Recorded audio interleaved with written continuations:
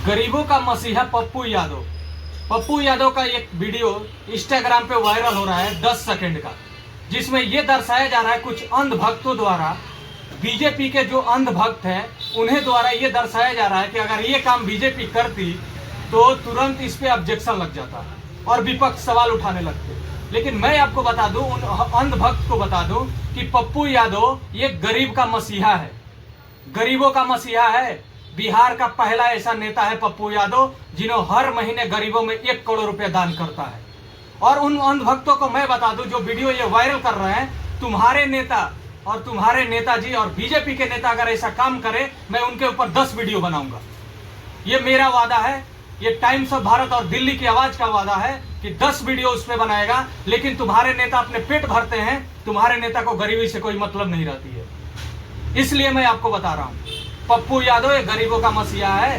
पप्पू यादव के जितना कोई कर ही नहीं सकता। मैं तो ये कहता हूं बीजेपी वालों और अंधभक्त, पप्पू यादव जितना दान करता है ना, उसमें से तुम 10% दान करके दिखा दो, 10 वीडियो ये बनाएगा। 10 वीडियो मैं बनाऊंगा बीजेपी के सपोर्ट में। और मैं पप्पू यादव का सपोर्ट नहीं करता हूं, जो धरातल पे पप्पू यादव करता है वो मैं दिखा रहा हूं और मैं बता रहा हूं। आज पप्पू यादव ये काम नहीं किया होता, कांग्रेस ने उसका टिकट काट दिया।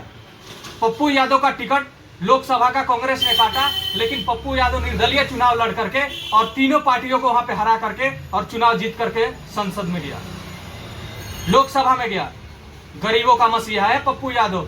ये बात अंधभक्तों को हजम नहीं होती है।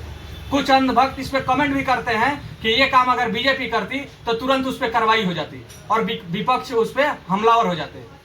लेकिन मैं तो कहता हूं, बीजेपी के नेता से भी कहता हूं, अगर इतनी सी भी शर्म बची है तो तुम जाओ ना, वहां पे बाढ़ आया हुआ है, जाकर के मदद करो। तुम मदद क्या करोगे? गरीबों का पैसे लूटते हो तुम लोग, गरीबों का पैसे लूटा जाता है। 72,000 करोड़ रुपए खा गए, शर्म नहीं आती तुम्हें कमेंट करने में? अपने कमाई का पैसे उसने, पप्पू यादव ने अपने कमाई का पैसे लुटाता है। शर्म आनी चाहिए सरकार में बैठे, सत्ता में बैठे लोगों को, जो कि किसी को दान देने से पहले, किसी को मदद करने से पहले वो खुद अपना पेट भरते हैं और अपना घर चलाते हैं। आज अगर सीबीआई और ईडी का छापा पड़ जाए तो एक भी बीजेपी का नेता नहीं बचेंगे। लेकिन क्यों ऐसा नहीं हो रहा है? जिसकी लाठी वैसे भैंस।